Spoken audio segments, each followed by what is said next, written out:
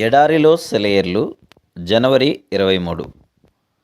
యెహోవా, నీవెందుకు దూరంగా నిలుచుచున్నావు? 10వ కీర్తన 1వ వచనం. బాధల్లో ప్రత్యక్షంగా సహాయపడేవాడు మన దేవుడు.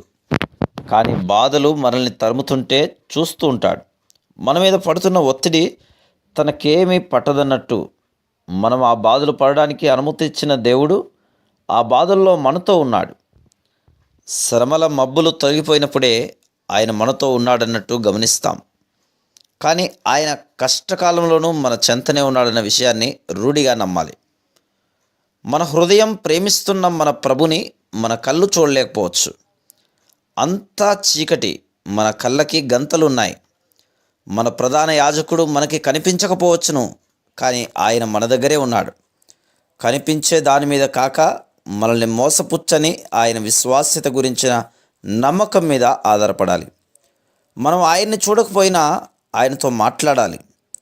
ఆయన సన్నిధి తెరలో ఉన్నప్పటికీ ఆయన మన ఎదుట ఉన్నట్టే నేరుగా మాట్లాడితే నీడల్లో నిలబడి మనల్ని ఆయన కనిపెడుతున్నట్టుగానే ఆయన జవాబిస్తాడు.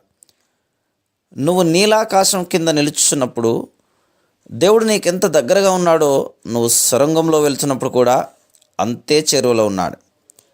దారి తెలియకపోతేనేం, కష్టాల కారుచీకటైతేనేం, నీడల్లో నాకు తోడు నీ కోమల పాదాల చప్పుడు.